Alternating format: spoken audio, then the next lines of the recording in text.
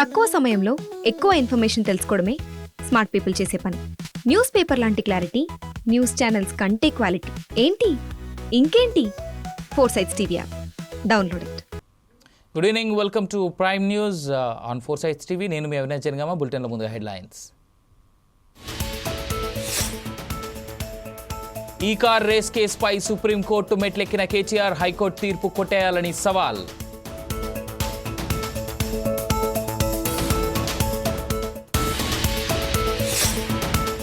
కాంగ్రెస్ సమావేశంలో జీవన్ రెడ్డి అసహనం, బ్రతిమిలాడిన కాంగ్రెస్ సమూహం.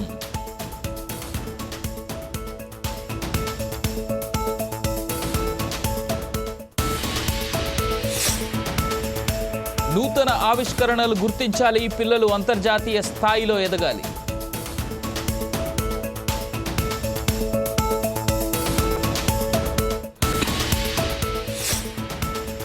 హైడ్రా విషయంలో కీలక నిర్ణయం, హైడ్రా పోలీస్ స్టేషన్ ఏర్పాటు చేస్తూ ఉత్తర్వులు జారీ.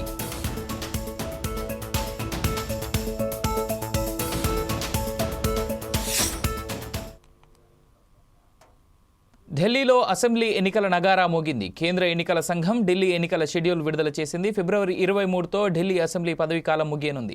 ఈ క్రమంలో కేంద్ర ఎన్నికల సంఘం chairman Rajiv Kumar schedule release చేశారు. మొత్తం 70 స్థానాలున్న ఢిల్లీ అసెంబ్లీ ఫిబ్రవరి 23తో ముగియనుంది.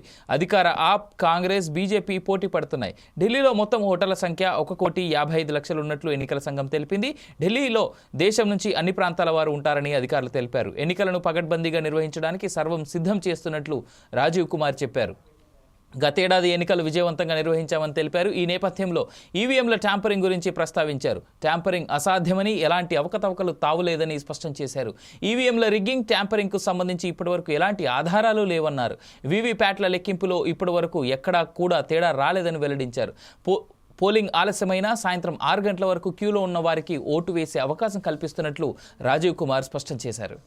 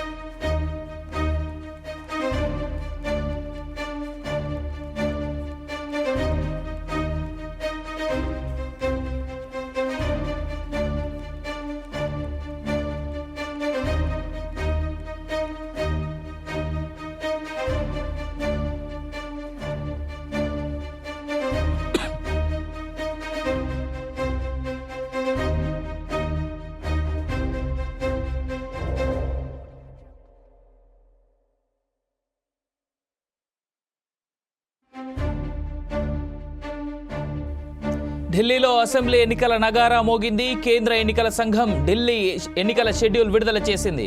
ఫిబ్రవరి 23తో ఢిల్లీ అసెంబ్లీ పదవీకాలం ముగియనుంది. ఈ క్రమంలో కేంద్ర ఎన్నికల సంఘం chairman Rajiv Kumar schedule release చేశారు. మొత్తం 70 స్థానాలున్న ఢిల్లీ అసెంబ్లీ ఫిబ్రవరి 23తో ముగియనుంది. అధికార ఆప్, కాంగ్రెస్, బీజేపీ పోటీ పడుతున్నాయి. ఢిల్లీలో మొత్తం ఓటర్ల సంఖ్య 1,55,00,000 ఉన్నట్లు ఎన్నికల సంఘం తెలిపింది. ఢిల్లీలో దేశం నుంచి అన్ని ప్రాంతాల వారు ఉంటారని అధికారులు స్పష్టం చేశారు. ఎన్నికలను పకడ్బందీగా నిర్వహించడానికి సర్వం సిద్ధం చేసినట్లు రాజీవ్ కుమార్ చెప్పారు. గతేడాది ఎన్నికలు విజయవంతంగా నిర్వహించామని తెలిపారు. ఈ నేపథ్యంలో ఈవీఎంల ట్యాంపరింగ్ గురించి ప్రస్తావించారు. ట్యాంపరింగ్ అసాధ్యమని, ఎలాంటి అవకతవకలకు తావులేదని స్పష్టం చేశారు. ఈవీఎంల రిగ్గింగ్, ట్యాంపరింగ్ కు సంబంధించి ఇప్పటి వరకు ఎలాంటి ఆధారాలు లేవన్నారు. వీవీప్యాట్ల లెక్కింపులో ఇప్పటి వరకు ఎక్కడా తేడా రాలేదని వెల్లడించారు. పోలింగ్ ఆలస్యమైన సాయంత్రం 6 గంటల వరకు క్యూలో ఉన్న వారికి కూడా ఓటు వేసే అవకాశం కల్పిస్తున్నట్లు రాజీవ్ కుమార్ స్పష్టం చేశారు.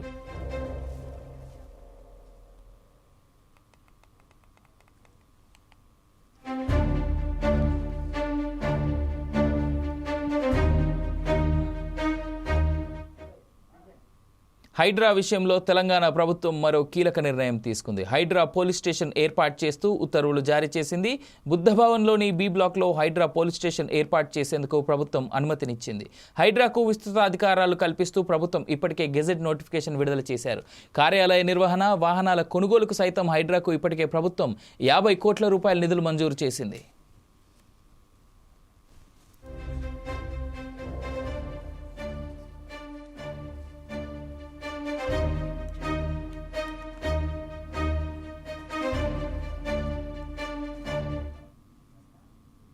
ఫార్ములా ఈ కార్ రేస్ కేసుపై బీఆర్ఎస్ వర్కింగ్ ప్రెసిడెంట్ కేటీఆర్ సుప్రీంకోర్టును ఆశ్రయించారు. హైకోర్టు తీర్పును సవాల్ చేస్తూ ఏసీబీ కేసును కొట్టివేయాలని పిటిషన్ దాఖలు చేశారు. హైకోర్టు తీర్పు కాపీ రావడంతో దానిపై న్యాయ నిపుణులతో చర్చించిన కేటీఆర్ సుప్రీంకు వెళ్లారు. ఈ కేసులో కేటీఆర్ సుప్రీంకోర్టును ఆశ్రయిస్తే తమ వాదనను కూడా వినాలని తెలంగాణ ప్రభుత్వం ముందస్తుగా సుప్రీంకోర్టులో పిటిషన్ వేసింది. ఈ మేరకు ఇవాళ రాష్ట్ర ప్రభుత్వం కేవీఎట్ పిటిషన్ దాఖలు చేసింది. ఫార్ములా ఈ కేసు వ్యవహారంలో తెలంగాణ రాజకీయాల్లో హాట్ టాపిక్గా మారింది.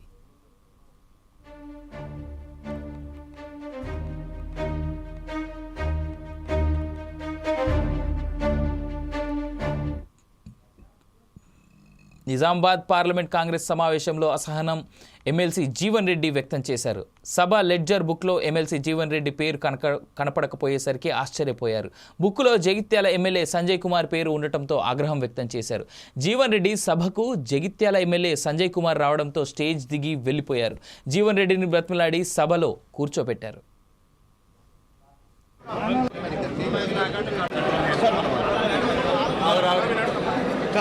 నడు నడు చలో చలో బంటో చలో చలో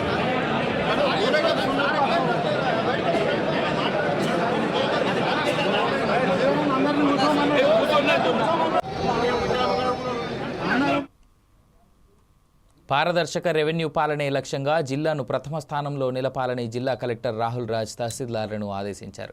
మెదక్ జిల్లా కలెక్టరేట్ కార్యాలయంలో రెవెన్యూ పారదర్శక పాలనపై ధరణి, ల్యాండ్ కేసులు, కోర్టు కేసులు, ప్రజావాణి పెండింగ్ దరఖాస్తులు, ఫారెస్ట్ భూ సమస్యలు, సంబంధిత అంశాలపై తహసీల్దార్తో కలెక్టర్ సమీక్షించారు.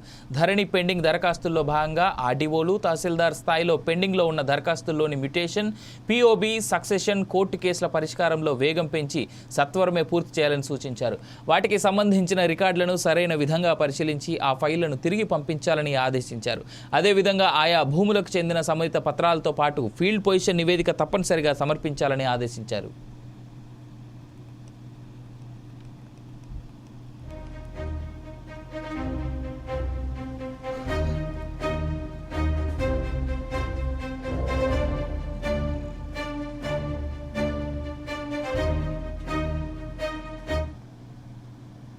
విద్యార్థుల్లో శాస్త్ర, సాంకేతిక అంశాల పట్ల ఆసక్తి పెంపొందించడంతో పాటు నూతన ఆవిష్కరణలను గుర్తించి ప్రోత్సహించేందుకు రాష్ట్ర స్థాయి వైజ్ఞానిక ప్రదర్శనను వైద్య ఆరోగ్య శాఖ మంత్రి దామోదర్ రాజనరసింహ మహబూబ్ నగర్ జిల్లాలో ప్రారంభించారు. 7, 8, 9 తేదీల్లో జరగనున్న ఈ రాష్ట్ర స్థాయి సైన్స్ ఫెయిర్ను జడ్చర్ల మండలం పోలేపల్లి సెజ్లో గల ఎస్వీకేఎంస్ ప్రైవేట్ పాఠశాలలో ఏర్పాటు చేశారు. ఎన్సీఈఆర్టీ, ఎస్సీఆర్టీ ఆధ్వర్యంలో ప్రతి ఏటా జిల్లా, రాష్ట్ర, జాతీయ స్థాయిలో విద్యార్థుల్లో సృజనకు పదును పెట్టేలా దేశవ్యాప్తంగా వైజ్ఞానిక ప్రదర్శనలు నిర్వహిస్తోంది. ఒక్కోసారి ఒక్కో జిల్లాలో రాష్ట్ర స్థాయి వైజ్ఞానిక ప్రదర్శన ఏర్పాటు చేసేందుకు అవకాశం కల్పిస్తారు. ఈ ఏడాది మహబూబ్ నగర్కు అవకాశం దొరికింది. 14 ఏళ్ల తర్వాత మళ్లీ రాష్ట్ర వైజ్ఞానిక ప్రదర్శనలకు మహబూబ్ నగర్ జిల్లా వేదిక అయింది. విద్యా సంస్థలో విద్యార్థులకు కావాల్సిన వస్తువులు కల్పిస్తున్నామని, విద్యార్థులకు విద్యతో పాటు సంస్కారం కూడా అవసరమన్నారు. పోటీ ప్రపంచంలో మన పిల్లలు అంతర్జాతీయ స్థాయిలో ఎదగాలని, అందుకు తమ ప్రభుత్వం ప్రోత్సాహం అందిస్తోందని అన్నారు.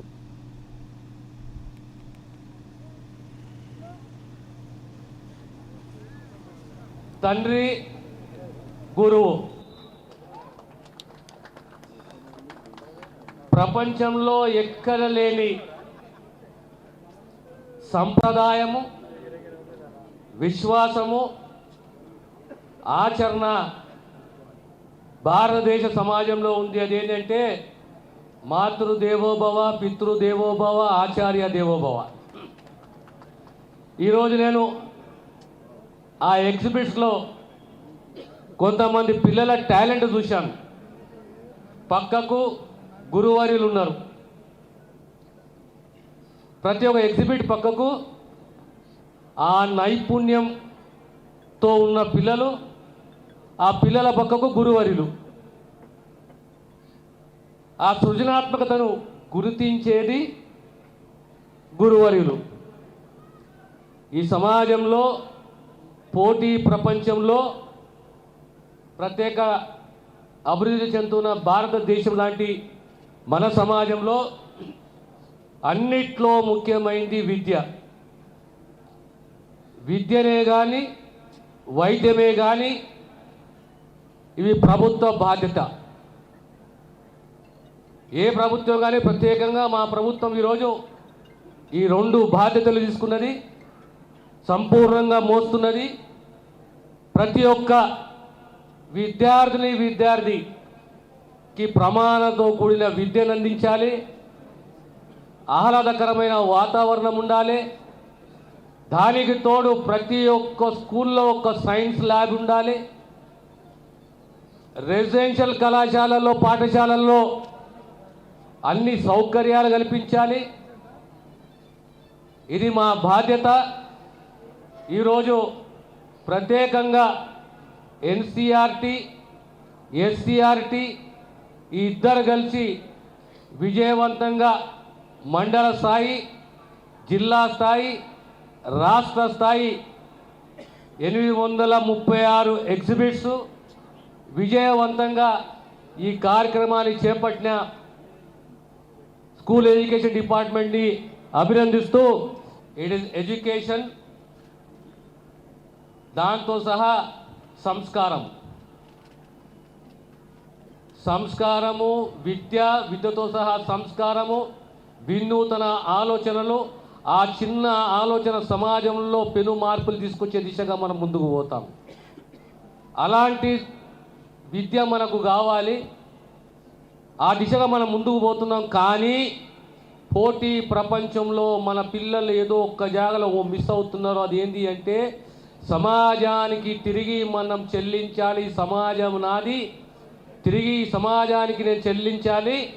ఓ విద్యనే కాదు, సంస్కారవంతుని కూడా కావాలి, జవాబుదారీతనం ఉండాలి, తిరిగి మానవాళికి నేను చెల్లించాలి, నా వంతు కృషిగా నా బాధ్యత అని చెప్పే ఆలోచన కూడా మనము మన పిల్లలలో పెంపొందించే దిశగా మనం. బీజేపీ ఆఫీస్పై కాంగ్రెస్ కార్యకర్తల దాడికి నిరసనగా కేంద్ర మంత్రి కిషన్ రెడ్డి విమర్శించారు. పోలీసులు ప్రేక్షక పాత్ర వహించారన్నారు. ముఖ్యమంత్రి దీనిపై సంజాయిషీ ఇవ్వాలన్నారు. బీజేపీ తలుచుకుంటే కాంగ్రెస్ వారు రోడ్డుపై తిరగలేరని హెచ్చరించారు. తరువాత శాంతి భద్రతలకు విఘాతం కలిగే అవకాశం ఉందని హెచ్చరించారు. మెయిన్ గేట్ వరకు వచ్చి అక్కడ ఉండేటువంటి కార్యకర్తలను కర్రలతో, రాళ్లతో దాడులు చేయడం, బీజేపీ ఆఫీస్ పైన రాళ్లు వేయడం, ఇది పోలీసులు ప్రేక్షక పాత్ర పోషించారు. దీని సందర్భంగా హైదరాబాద్ ఈరోజు భారతీయ జనతా పార్టీ రాష్ట్ర కార్యాలయం పైన కాంగ్రెస్ పార్టీకి చెందినటువంటి కార్యకర్తలు గుండాలతో కలిసి చేసినటువంటి దాడిని నేను తీవ్రంగా ఖండిస్తున్నాను. పోలీసులను వెంట తీసుకొనిచ్చి బీజేపీ ఆఫీసు మెయిన్ గేట్ వరకు వచ్చి అక్కడ ఉండేటువంటి కార్యకర్తలను కర్రలతో, రాళ్లతో దాడులు చేయడం, బీజేపీ ఆఫీస్ పైన రాళ్లు వేయడము, ఇది పోలీసులు ప్రేక్షక పాత్ర పోషించారు.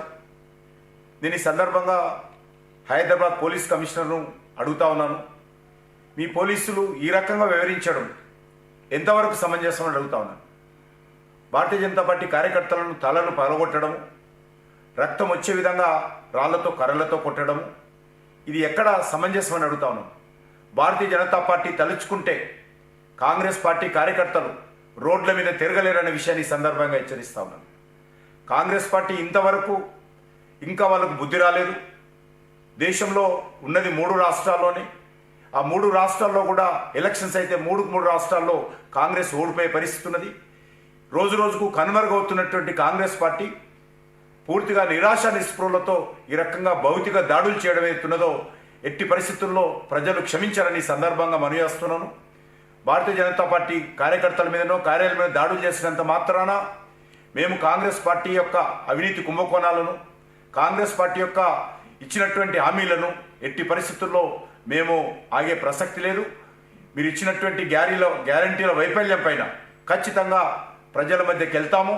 మీరు ఎంత దాడులు చేసుకున్నా కూడా వెనుకడుగు వేసే పరిస్థితి లేదు. తమిళ హీరో అజిత్కు పెను ప్రమాదం తప్పింది. దుబాయ్ రేసింగ్లో ట్రాక్ను అజిత్ కారు ఢీకొట్టింది. కారు పూర్తిగా డ్యామేజ్ అయింది. హీరో అజిత్ స్వల్ప గాయాలతో బయటపడ్డారు. రేసింగ్ కోసం అజిత్ దుబాయ్లో శిక్షణ తీసుకుంటున్నారు. ప్రాక్టీస్ చేస్తున్న సమయంలో ప్రమాదం జరిగినట్లుగా తెలుస్తోంది. అజిత్ ఇప్పటికే చాలా ఇంటర్నేషనల్ రేసింగ్ కాంపిటీషన్లో పాల్గొన్నారు. షూటింగ్ గ్యాప్ దొరికితే రేసింగ్లకు వెళ్తుంటారని సమాచారం. అజిత్ సినిమాల్లో కూడా చాలా వరకు రేసింగ్ సీన్లు డూప్ లేకుండా ఒరిజినల్గా చేశారు.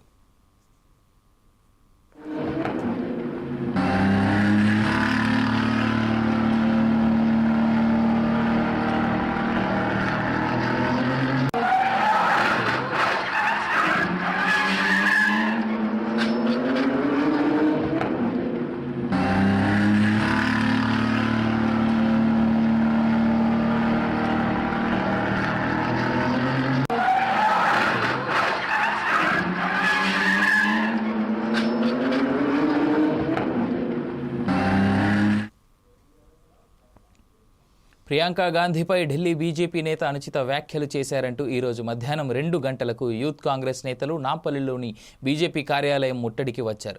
వారిని బీజేపీ కార్యకర్తలు అడ్డుకునే ప్రయత్నం చేశారు. దీంతో యూత్ కాంగ్రెస్ కార్యకర్తలు బీజేపీ కార్యాలయంపైకి రాళ్లు రువ్వారు. దీంతో బీజేపీ శ్రేణులు కర్రలతో వారిని వెంబడించారు. ఈ ఘటనలో ఓ బీజేపీ కార్యకర్తకు గాయమైంది. ఆ తర్వాత బీజేపీ యువమోర్చా గాంధీ భవన్ ముట్టడికి ప్రయత్నం చేసింది.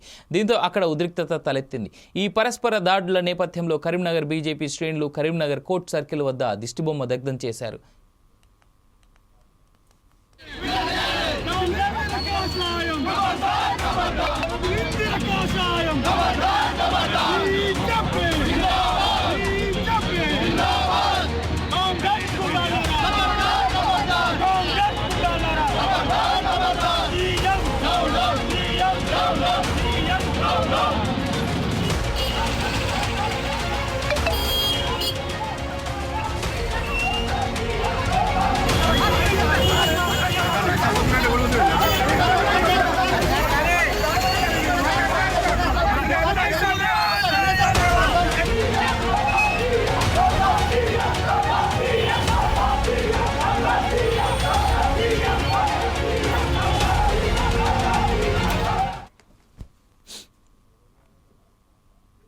నెల్లూరు రెడ్ క్రాస్పై మంత్రి నారాయణ చేస్తున్న కుట్రలతో రెడ్ క్రాస్ సంస్థ ప్రతిష్ట దెబ్బతినకూడదన్న ఆలోచనతో రెడ్ క్రాస్ చైర్మన్ పదవికి రాజీనామా చేస్తున్నానని Nellore red cross chairman MLC Parvathireddy Chandrasekhar Reddy అన్నారు.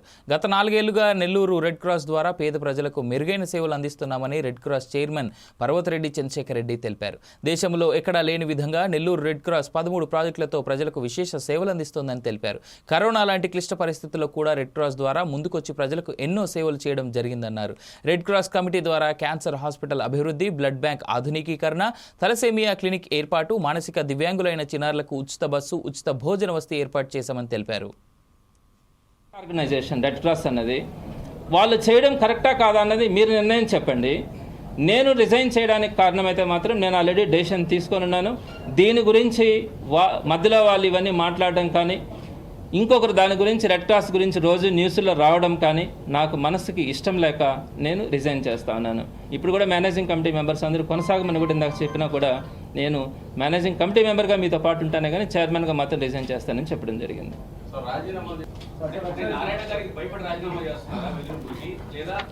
ఇక్కడ నేను అదే నేను ఇక్కడ 2 పాయింట్స్ చెప్తున్నాను. ఆయన పొలిటికల్గా నా మీద ఏం తీసుకున్నా ఏం చేసినా నేను భరించడానికి కార్యకర్తలకి నాయకులకి అండగా ఉండడానికి సిద్ధంగా ఉన్నాను. అయితే రెడ్ క్రాస్ ఒక స్వచ్ఛంద సంస్థ కాబట్టి తెలుసో తెలియకో దాని గురించి న్యూస్ రన్ కావడం కానీ ఇవన్నీ కూడా కొంచెం ఇబ్బందికరంగా ఉండడం, తర్వాత నేను సిటీ కాన్స్టిట్యున్సీలో ఫుల్ టైమ్గా నాకు అందరికీ కూడా అందుబాటులో ఉండాలా అన్న ఆలోచనతో ఈ రాజీనామా చేయాలని నిర్ణయం తీసేసుకోను నేను. అయితే జనవరి ఎండింగ్లో తీసుకోవాలనుకున్నాను. ఈ పరిస్థితులు జరుగుతూ ఉన్నాయి కాబట్టి మీరు కూడా అపార్థం చేసుకొని ప్రజలను కానీ అందరినీ కూడా ఒక కన్ఫ్యూజ్ అయ్యే పరిస్థితిలోకి వస్తుంది. నా వల్ల రెడ్ క్రాస్కి అలాంటిది రాకూడదు, మనం సర్వీస్ చేయాలనుకుంటే ఏ రూపంగానైనా చేయొచ్చు అన్న ఉద్దేశంతో మాత్రమే ఈ రిజిగ్నేషన్ నేను చేస్తూ ఉన్నాను.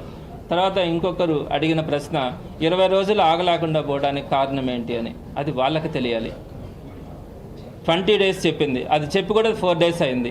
ఈ 20 daysలో ప్రాజెక్ట్స్ అన్ని కంప్లీట్ అవుతాయని కూడా చెప్పడం జరిగింది. సో కాబట్టి వాళ్ళు దానికి ఆన్సర్ చేయాల్సి వస్తుంది.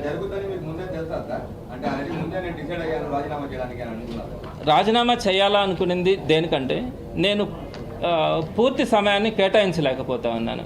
నాకు కొంచెం ఆరోగ్య పరిస్థితులు అన్ని దగ్గరికి తిరగాలంటే కొంచెం ఇబ్బందిగా ఉంది. అందుకని ఒక రైట్ పర్సన్ని చూస్ చేసుకుంటే నేను తప్పుకుంటానని చెప్పి గత 2 నెలల నుంచి నేను వాళ్ళతో చెప్తా ఉన్నాను. కేవలం ఏంటంటే టైం స్పెండ్ చేయలేనేమో అన్న ఆలోచనతో మాత్రమే నేను ఆడాలి.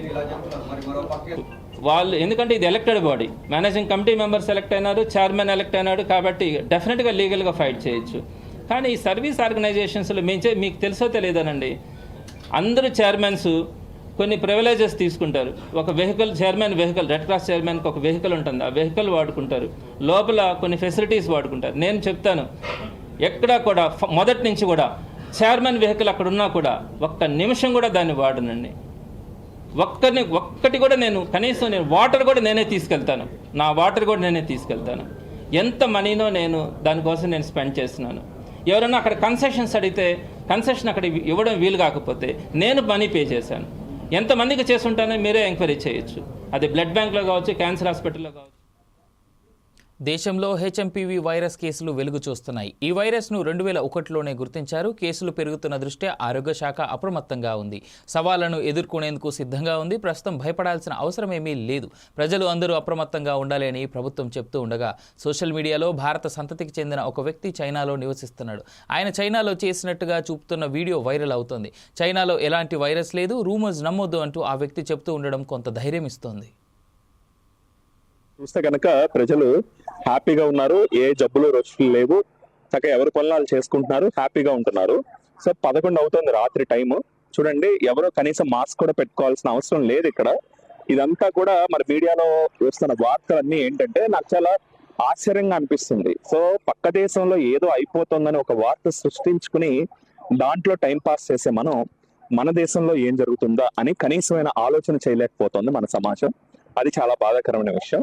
ఇక్కడ గడిచిన 1 సంవత్సరంగా మనం చూసుకున్నా కూడా ఒక 2 నెలలు ఒక రకంగా, 2 నెలలు ఒక రకంగా, 2 నెలలు ఒక రకంగా రకరకాలుగా ప్రజలు ఇబ్బంది పడుతున్నారు. కొన్నాళ్ళేమో కాళ్ళు వాసిపోయి రకరకాల జ్వరాలు వచ్చినాయి, కొన్నాళ్ళేమో డెంగ్యూ కాకుండా ప్లేట్లెట్లు పడిపోయినాయి, కొన్నాళ్ళేమో పెద్ద వయసు వాళ్ళందరికీ కూడా హార్ట్ వీక్ అయిపోయింది, సడన్ గా అలా చనిపోయారు. ఆ తర్వాత యంగ్స్టర్స్ కొంతమంది, సో వయసులో ఉన్న ఆడవాళ్ళు రక్తం చిక్కబడిపోయి సడన్ హార్ట్ అటాక్ లో చచ్చిపోవడం, లేదా యంగ్స్టర్స్ ఒక మొన్న అక్టోబర్ సీజన్ లో చూసుకుంటే కనుక 1-2 నెలల పాటు యంగ్స్టర్స్ సడన్ గా హార్ట్ అటాక్ లో చచ్చిపోవటం, ఇదంతా ఏదో లింక్ ఉంది. సో మన దేశంలో కూడా చాలా వైరస్ లో ఏదో ఒక క్రిములు వస్తున్నాయి, వాటి వల్లే కదా ఇవన్నీ జరుగుతుంది. దాని గురించి ఏం జరుగుతుంది ఏంటి అని కనీసమైన ఆలోచన ఏమన్నా ఉందా? దాని గురించి విశ్లేషణ ఉందా? పరిశోధన ఉందా? దానికి ఏమైనా పరిష్కారాలు ఉన్నాయా? ప్రజారోగ్యం గురించి ఏమాత్రం కూడా ఏమీ లేకుండా మనం ఏంటయ్యా అంటే చైనాలో దాచేస్తున్నారు. సో ఇక్కడ అంతా సిస్టమ్ అంతా కూడా ఆర్గనైజర్ గా ఉంటుంది. ఇక్కడంతా సిస్టమ్ అంతా కూడా ఆర్గనైజర్ గా ఉంటుంది. ఎందుకంటే ఎవడు పడితే ఆడు ఇక్కడ వైద్యం చేయడు కదా. సో ప్రాక్టీస్ ఉన్న వాళ్ళే వైద్యం చేస్తారు. సో అన్ని మాక్సిమం గవర్నమెంట్ హాస్పిటల్సే ఉంటాయి. సో వాళ్ళ దగ్గర ఇన్ఫర్మేషన్ ఉంటుంది, లింక్స్ ఉంటాయి. సో తమాషాగా ఉండదన్నమాట. ఏం జరుగుతుంది అనేది వాళ్ళు మొత్తం కూడా డీటెయిల్స్ తెప్పిస్తారు. సో ఈ సీజన్ లో ఏ రకమైన నిమోనియాలు ఎన్ని వస్తున్నాయి ఏంటనేది వాళ్ళు పూర్తి వివరాలు తీసుకుంటారు. మనకు మళ్ళీ ఇట్లా వదిలేరు. వాళ్ళు ప్రజారోగ్యాన్ని గాలికి వదిలేశారు ఈ దేశం. అసలు కోవిడ్ లో ఈ దేశంలో వచ్చింది, కోవిడ్ ఈ దేశంలోనే వచ్చింది.